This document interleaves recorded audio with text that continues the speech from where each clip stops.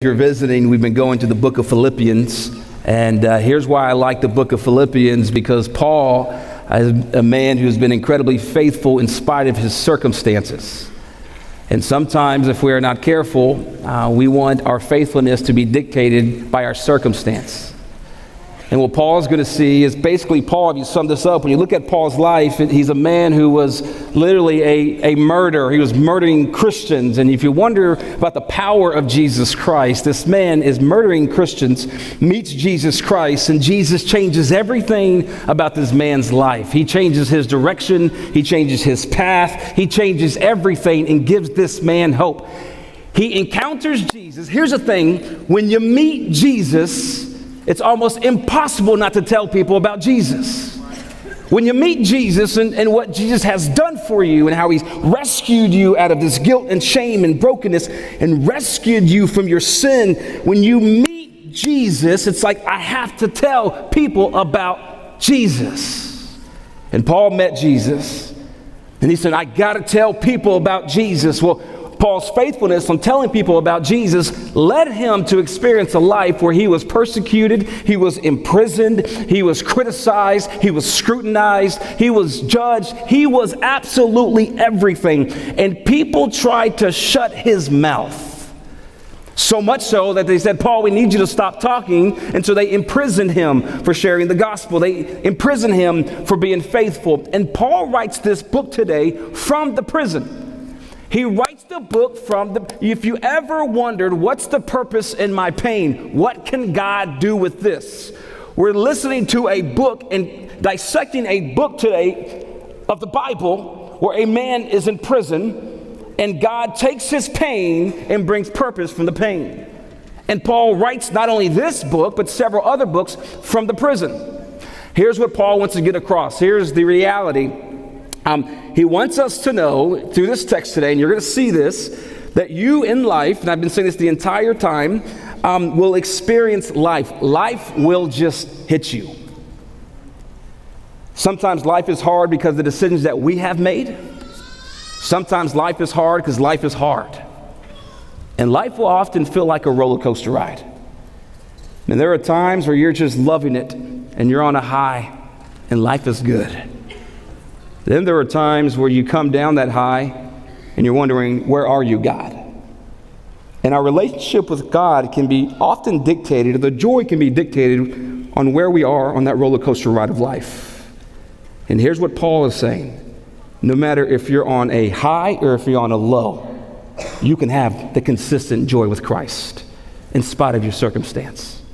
Several years ago, I took my daughter, my wife actually did, to her very first roller coaster ride. And let me tell you what happened. She was about 6 years old at this point, and we said, honey, it's time to go on your first roller coaster ride. And she's like, honey, we paid $129.99 for this ticket. You going on this ride? And so we get to this roller coaster ride, and she is like kicking and screaming, doesn't want to go. And she is that kid like, I don't want to. And the worker's like, hey, I think she doesn't want to go. And I'm like, oh, she wants to go. And he's like, nah, she's crying. I was like, she's going to go. And he's like, sir, I've seen this before. We're going to have to stop the ride. And then I said, did you pay $129.99 for the ticket? No, sir, but so she goes on the ride. She goes on the ride, and I want you to see, so I'm going to show you the video. Because in parenting, you will learn that you always need some blackmail. And my wife pulls out her phone and records the whole thing. Here's what I want you to see, though. I want you to see that her facial expressions. There are moments she's like, yeah. And moments she's like, ah. Take a look at the video. Look how high we are, baby.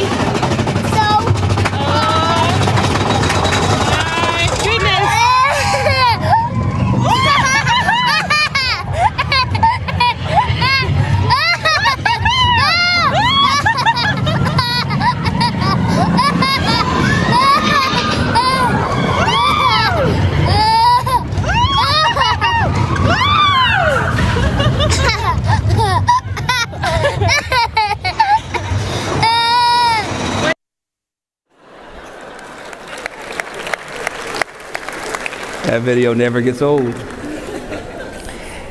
And here's what's amazing is after that, she got off like, let's do this again. Here's what Paul's saying today. Life is going to do that to you. Man, there are going to be times in your life where something just hits. You have no control, and there's extreme terror and brokenness in your life. And there are going to be times in your life where life is fantastic. But no matter whether you're on a high or a low, Paul says this, the secret to your confidence in all these situations is Jesus. It's always Jesus. It's always been Jesus, and it will always be Jesus Christ. So Paul today, through the text, wants to give us confidence. Here's what I want you to take from this text today. No matter what you walked in here with, no matter what you brought with you, I want you to know if you're on a high in life right now, fantastic. If it's a Jesus high, by the way.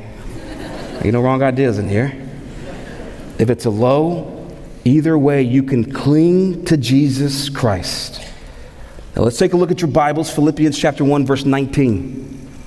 We're going to break this text apart because I want us to see how Paul, this man who is living through persecution, Paul, this man who is going through extreme things, and by the way, during this time, if you're put in prison, they would not feed you or clothe you. So Paul basically is alone with a prison cell filled with bricks. That is it. If he wanted to eat, he needed somebody from the church to bring him food and bring him clothing. So when he writes this letter, he is actually thanking the church for their support, because without their support, he wouldn't eat. And while he's writing this, he can talk about hey, thanks for this. Life has really been horrible. Thanks for this.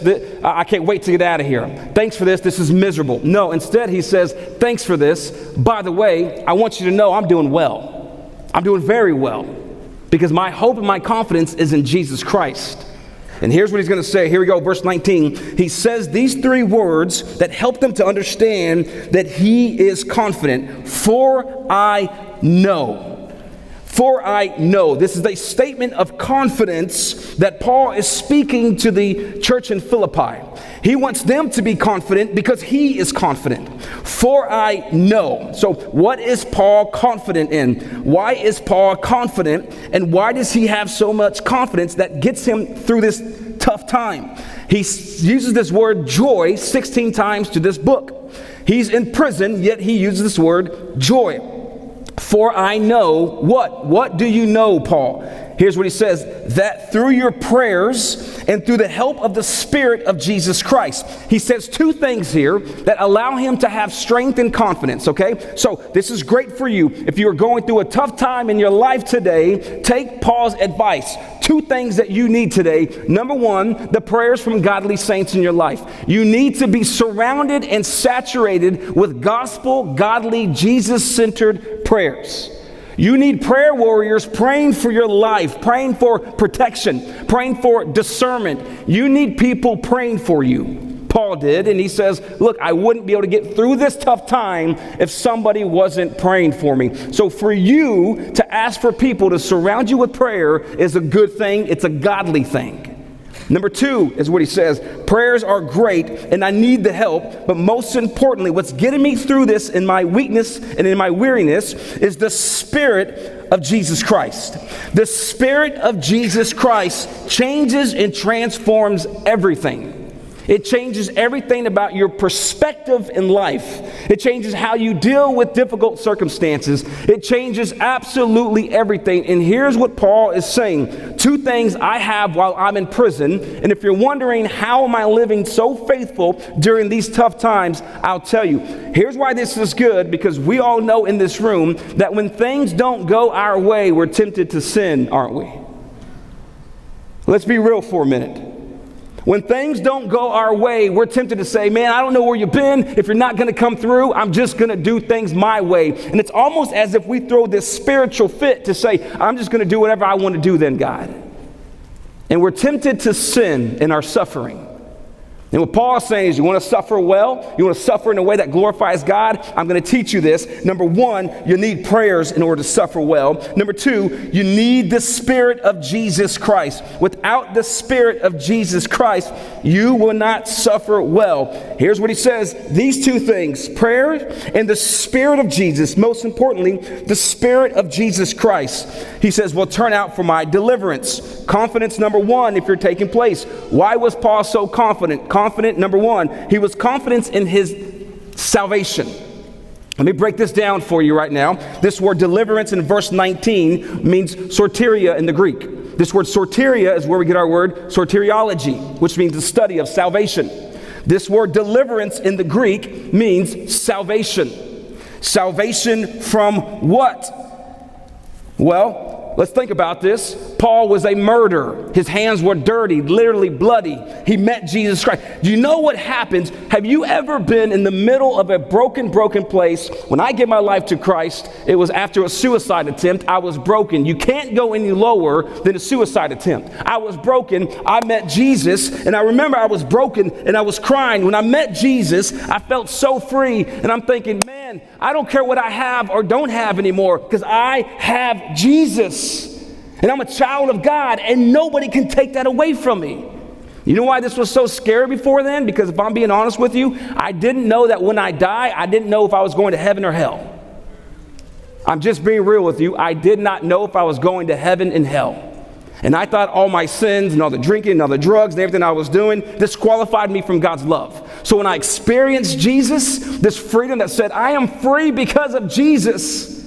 I'm free. I don't need circumstances to set me free, because Jesus has set me free. Then what Paul's saying is like, look, y'all think I'm tripping because I'm in a jail cell? I got Jesus. I'm more free in here than some of you are out there.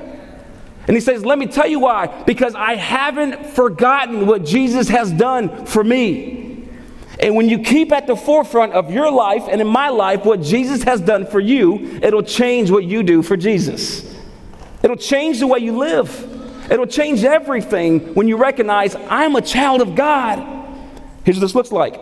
You go to work tomorrow, you get let go. You think, oh gosh, what am I going to do? Good thing I'm a child of God. You go home, you get in a fight with your spouse. We don't fight, but if we did. This marriage is hard right now. Good thing I'm a child of God. He can clean this up.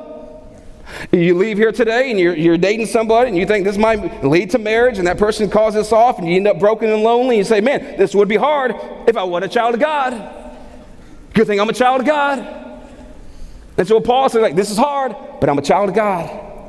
I'm free, and it's going to be okay. So the first thing he says, the reason why he has confidence, let me tell you something. You cannot approach life with confidence if you do not know who holds life. You cannot. You cannot approach life with confidence if you do not know who holds life. So I shared with you my son. We thought he had cystic fibrosis, which means his lifespan shortens. And I'll never forget, this is just a month ago. We're praying over him, and I got to keep thinking, God, he is in your hands. You hold life. You give life and you take life, God. And he's in your hands. You cannot approach life with confidence if you're not confident in who holds life.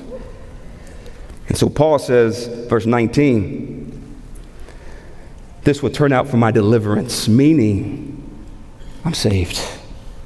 I'm good. Then he says this in verse 20. He talks about his confidence in the sovereignty of God. Look at verse 20, the confidence in the sovereignty of God. So verse 19, confidence in his salvation, his deliverance. That's what that Greek word means. Verse 20, confidence in the sovereignty of God. Watch this. What does the sovereignty of God mean? Okay, here's what it means. Let me give you a definition from the Gospel Coalition. The sovereignty of God is the fact that he is the Lord over creation. Think about that. God is the Lord over creation. As sovereign, he exercises his rule. This rule is exercised through God's authority as king. There's only one king, and he is the King of Kings. So God is king. He has the ultimate authority. His control over all things. What is God in control over? All things. What is God in control over in your life? All things. Not 99% of the things in your life. All things. So when something goes wrong in your life, we tend to question, where is God? As if he's not in control. And so Paul in verse 20 gives us the reminder of God's sovereignty, as it is my eager expectation and hope that I will not be at all ashamed.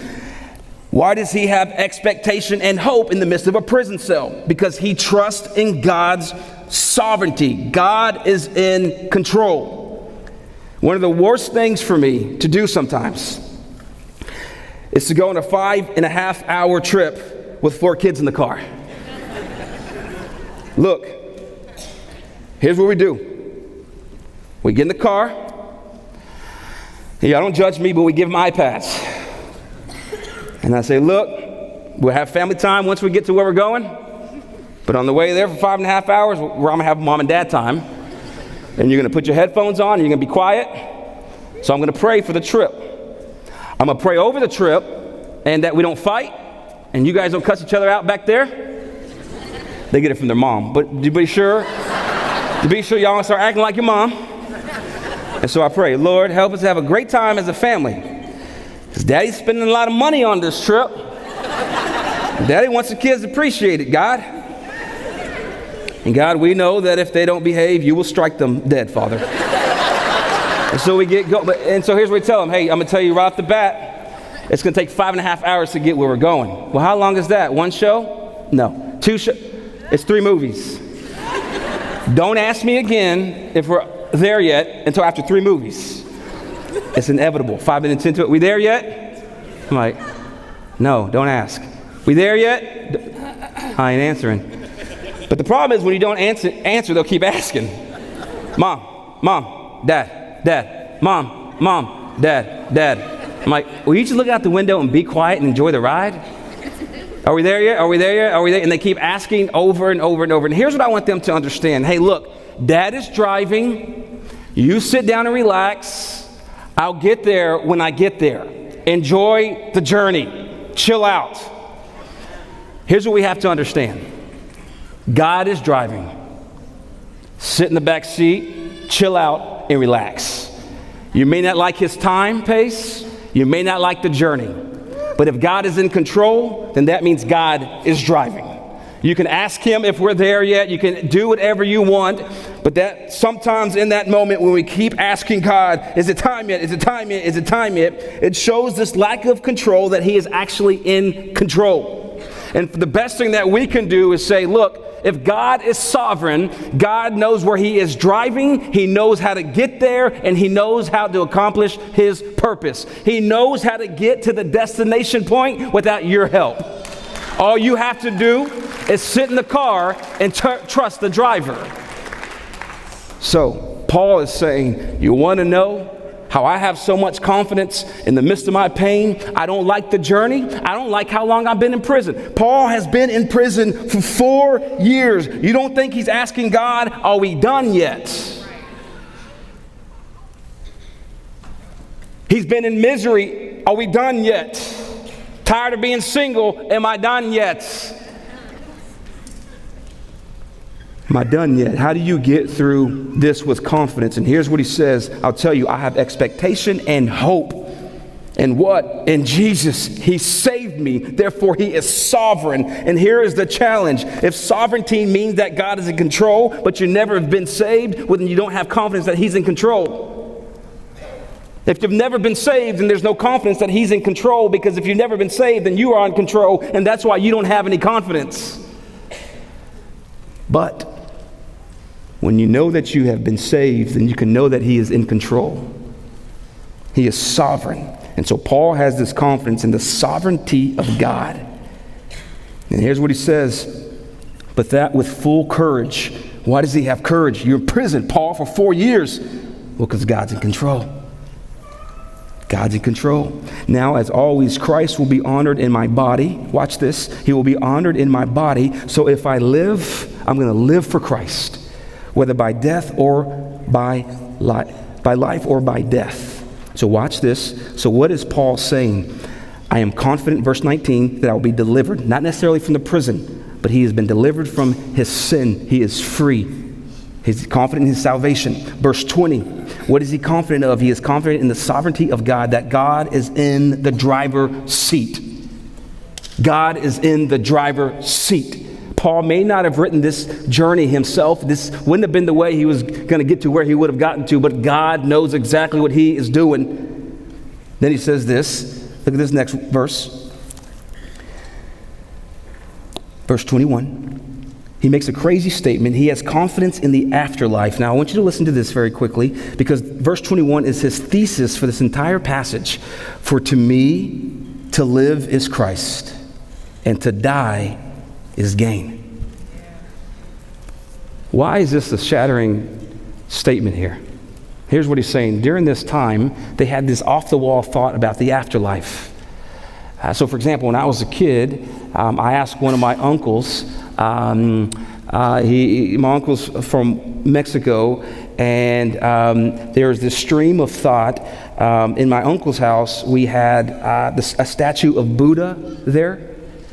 We had the corner for Virgin Mary candle and the rosary beads. And then they would hand me a rabbit's foot to put in my pocket for good luck. Because they didn't know what happens in the afterlife, and so we needed to serve all the gods just in case. So I go to my uncle, I'm a little kid, and I said, hey, Theo, which means uncle, I said, hey, what happens whenever we die? He says, well, nothing, it's pitch black. And so I started thinking, well, if it's pitch black, YOLO. Like, I might as well get the most I can get out of life. There's no consequences. And so when Paul is writing this, why is this crazy for him to say, if I die, then it's gain? Because they had a similar concept. They had all these gods mixed up during this time. They would worship all these gods. When they thought of the afterlife, you'll see this picture come up here, this afterlife. They thought of this place called Sheol. You see this on the lower part, this dark place. They felt like when they would die, their souls would go into almost purgatory. It was like this holding cell for the soul. And they were just discouraged. They didn't look forward to that. So when Paul says, if I die, it's gain, in their minds, they're thinking Sheol. But Paul is thinking, no, I'm thinking Jesus. And so this was earth-shattering to them. So here's what he's saying. If I live, I'm going to live a God-honoring life. If I die, I get to be with Jesus. You can't lose. He said, all I do is win, win, win, no matter what.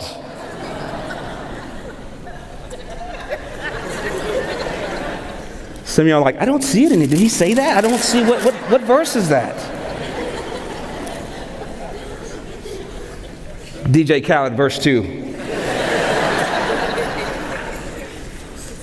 And here's what Paul said.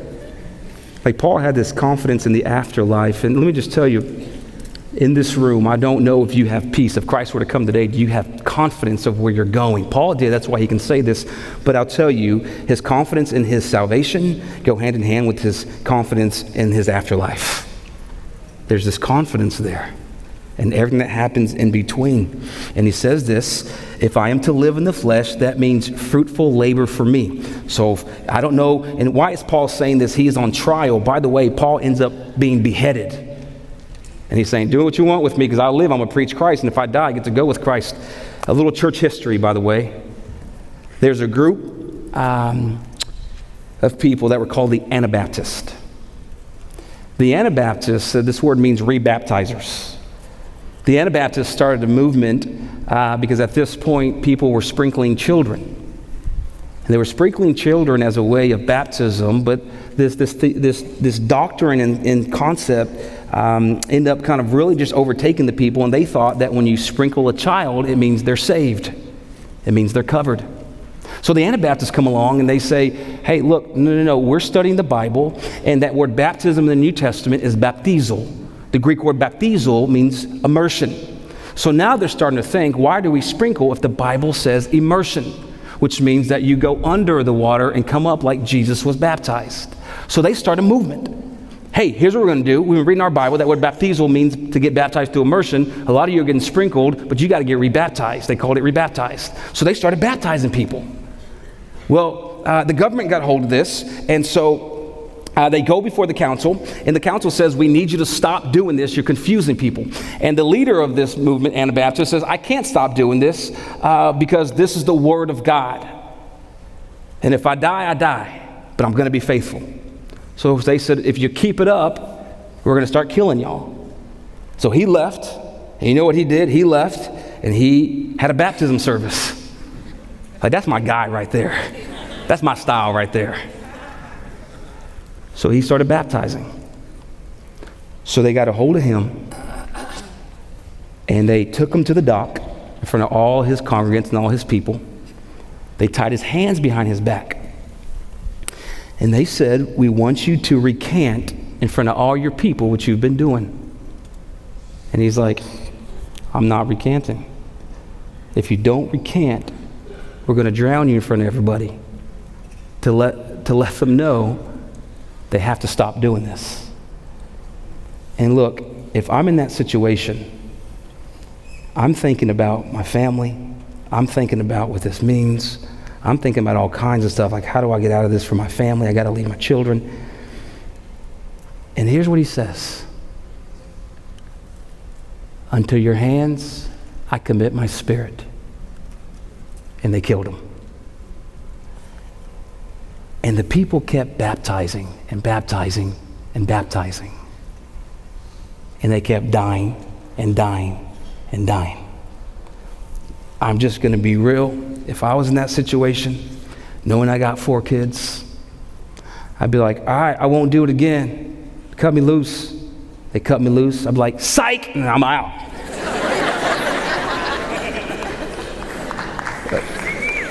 Y'all can call me a punk, but I got 4 kids. And here's Paul saying, he's like, look, I'm not going to punk out on Christ because Christ didn't punk out on me.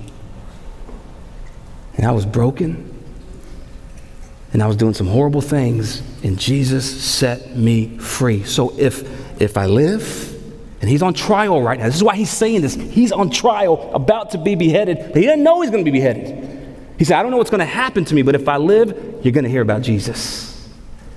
And if I die, I get before Jesus. My wife and I were looking at this verse yesterday and just thought how real that is to live by that, verse 21. Imagine living by that. If I live, I'm living for Christ. That means my money belongs to Christ. That means my kids belong to Christ. That means everything belongs to Jesus. It's not mine. If I live for, and I thought, man, but to die is gain. I said, honey, you know what? I'm not going to lie to you. I'm so tired right now. I can't wait to go to heaven and go to sleep. I'm tired. Just get some rest. I said, but honey, I got to tell you something. If I go before you and the kids, I'm changing my address. When you get to heaven, don't dare look for me. I need some rest, girl. And he says this, listen to what he says, if I live in the flesh, that means fruitful labor for me, that you're going to hear about Jesus, yet which I shall choose, I cannot tell. I don't know if Jesus is going to come and take me. I don't know what's going to happen to me, but if I do live, I'm going to live for Jesus. And he says, I am hard pressed between the two, living and dying. Dying blesses me, living blesses you, because they were being blessed by his life. So he's saying, if I live, you are blessed because you are encouraged by me. If I die, I'm blessed because I'm with Jesus. He says, I'm hard pressed between the two. My desire is to depart. I want to go to heaven and be with Christ. I want you to think about this statement. When we talk about heaven, we often talk about the benefits of heaven. But Paul's not talking about the benefits of heaven. He's talking about Christ. He wants Christ. I want to know Christ in such an intimate way that if I die, I get to really know him. So you're saying, so if I die, it's a gain. For that is better.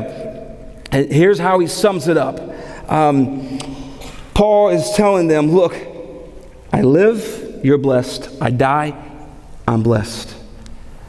2 weeks ago, I'm from Houston. You guys know that. I went back to Houston and I visited my grandma. I was raised by a single mom. Then I was raised by my grandma. So I lived with my grandma. I slept on her couch for quite some time. And so she's 94 years old. 94, and I hadn't seen her in a while. And so I go to Houston just for about 24 hours, and I said, I got to go see my grandma. And it was crazy how it worked out, because I was speaking at a conference and I thought, man, Houston, if you've ever been to Houston, like to get to one side to the other can take like 2 hours. And so I'm like, I don't know if I'm going to have enough time to see my grandma before I get back on the plane after I speak. So I just Googled her little address. Long story short, she was 6 minutes from the hotel I was staying at. So I said, honey, we got to go see her. She's 94, and I don't know how much longer she's going to live. And so I walk in, I surprised her, and she was walking really slowly on her stroller. And when I lived with her, I used to take her to Denny's every Saturday. And I'd be like, I'd call her my queen in Spanish. Eres mi reina. That's my queen. So I'm going to take you to Denny's, get whatever you want. Get the Grand Slam. You get whatever you want. I got you, Grandma. And so I walk in, I was like, ¿Dónde está mi reina? Like, where's my queen? And she hadn't seen me in years. And she's on her little walker, and she looks up and gives me a big smile. She can barely hear, and she can barely see. And so I give her a hug, and I sit her down, and we start talking. That's when I hugged her on the couch, and I said, Abuela, ¿cómo te sientes? ¿Cómo te sientes? ¿Todo está bien? Like, Grandma, how are you doing? You feeling okay? Everything okay? And here's what she said. She said, mijo, ya me quiero ir con Dios. Ya estoy cansada. And some of y'all looking at me like I'm speaking in tongues right now, but here's what happened. That's called Spanish. So I said, Grandma, how are you feeling? And she said, I'm tired. I'm ready to go be with Jesus. I'm just tired. I'm ready to go. And she had so much peace at 94. But she could only make that statement because she had confidence in where she was going. And so I do this every time I see her. I said, Grandma, you know Jesus, right? Yes, mijo, you don't have to ask me anymore. I said, Grandma, I need to be sure you know Jesus, because when I get to heaven, I'm going to need my tamales like you used to make it. I'm going to need all, you know Jesus? So you don't have to ask me, mijo, I know Jesus. And so I hugged her, I kissed her, and I prayed over her. I got in the car. She came outside to say bye, and I felt like this might be the last time I see my grandma, who raised me. And I pulled out, and she's waving by. I pulled back up, got out the car, gave her one more hug until I loved her and kissed her on the head. But I left with so much peace because she had peace. She had peace in where she was going because of who she knew. See, when you know Christ, it changes the journey and the destination point. When you know Christ, you can have confidence in the afterlife. So when Paul is saying all this, he's saying it with confidence from the prison cell because of who he knows. He knows Christ. I'm going to close with this, and the band's going to come up. I want you to see something. I'm going to show you this video one more time. I want you to see something that you may not have seen before the first time I showed it to you. When my daughter jumped on the roller coaster, she didn't want to go. There was no confidence. She was terrified. She jumped on. And I want you to see how she clinged on to my wife's arm. Through the highs and through the lows. She had confidence because of who she was clinging on to. Watch this. Look how high we are, baby. My goodness.